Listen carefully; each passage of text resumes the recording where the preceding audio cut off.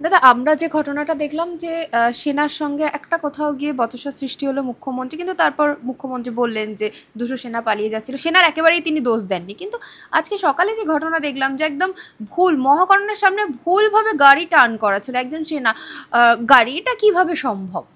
দেখুন, ওই যা ঘটেছে তা খুব দুর্ভাগ্যজনক এবং চিন্তাজনক। কেন চিন্তাজনক?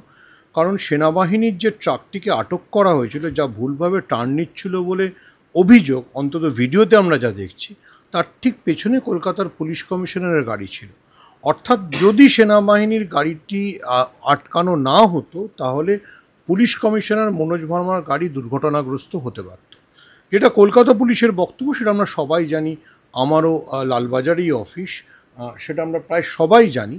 সেটা হচ্ছে যে ওই জায়গায় আপনি ডান দিকে টার্ন নিতে পারেন না। তো কলকাতা শহরে কেউ সেনাবাহিনীর ট্রাক চালাচ্ছে, সে ট্রাফিক রুল জানবে না, এটা একটু অস্বাভাবিক ঘটনা।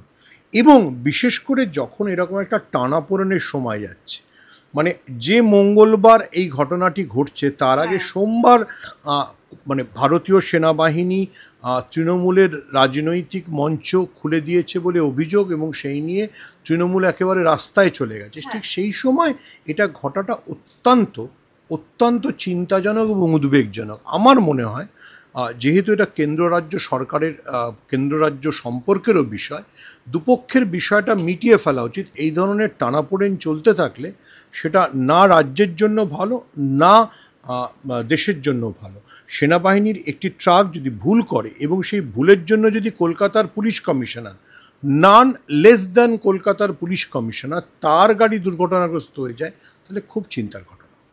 প্রতিবাদ মঞ্চ বাধা নিয়ে কিন্তু একের পর এক প্রতিবাদ করেছেন মুখ্যমন্ত্রী মমতা বন্দ্যোপাধ্যায়। বাংলা ও বাঙালিকে নিয়ে যে প্রতিবাদ মঞ্চ করা হয়েছিল সেই মঞ্চ খুলে ফেলে দেওয়া হয়েছে সেনার তরফে।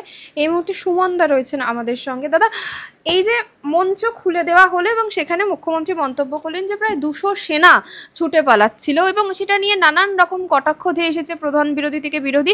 আজকে আমরা যেটা দেখলাম যে বিধানসভার ভেতরে শুভেন্দু অধিকারী প্রধান বিরোধী দলনেতা যেটা বললেন যে সেনাদের অপমান করা হয়েছে। এই বিষয়ে আপনি কি? আমার মনে হয় এটা সেনার মান অপমানের বিষয় নয়।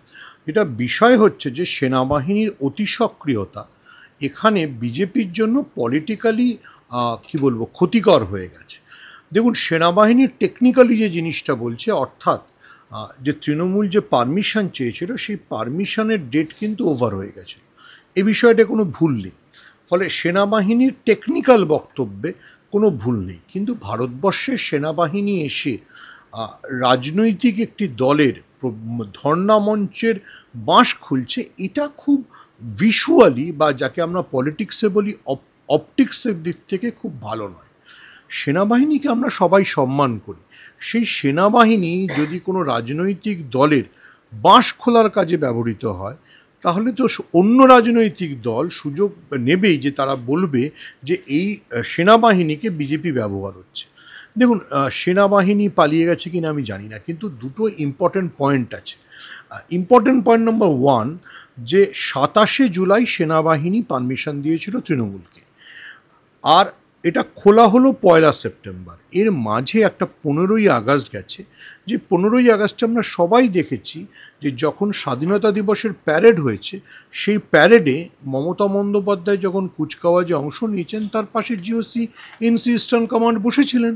তো যদি এত বড় একটা ইস্যু হয় যে ওই প্যান্ডেলটা খোলা নিয়ে, তাহলে সেনাবাহিনীর কর্তা মমতা বন্দ্যোপাধ্যায়কে অনুরোধ করতে পারতেন যে আপনার রাজনৈতিক দল ওখানে বেঁধে রেখেছে, এটা খুলে দেখুন। আবারও আমি বলছি, এটা সেনাবাহিনীর অতি সক্রিয়তা। এই অতি সক্রিয়তার আমি যত জোর দিয়ে বলছি কেন, কারণ 31শে আগস্ট যেদিনকে এই তথাকথিত অনুমতির শেষ দিন কেটে যায়, সেদিনকে আমি কলকাতা প্রেস ক্লাবে ছিলাম। কলকাতা প্রেস ক্লাবের উল্টো দিকে সেদিনও একটা তৃণমূলের কিষাণ মজুরদের সভা হচ্ছিল। আমি নিজে দেখেছি সেদিনকেও রাত্রি 9টার সময় হঠাৎ সেনাবাহিনীর একটি দল প্রেস ক্লাবে ঢুকে পড়ে এবং প্রেস ক্লাবের বিভিন্ন জিনিস দেখতে শুরু করে। এটা ঠিক যে ময়দান সেনাবাহিনীর সম্পত্তি, কিন্তু সেনাবাহিনীকেও মাথায় রাখতে হবে যে পশ্চিমবঙ্গ কাশ্মীর নয়, যখন তখন যেখানে যা খুশি করা যায়। এই যে সেনাবাহিনী, আবারও আমি রিপিট করছি, সেনাবাহিনীর অতি সক্রিয়তা তৃণমূলের হাতে একটা রাজনৈতিক অস্ত্র তুলে দিয়েছে।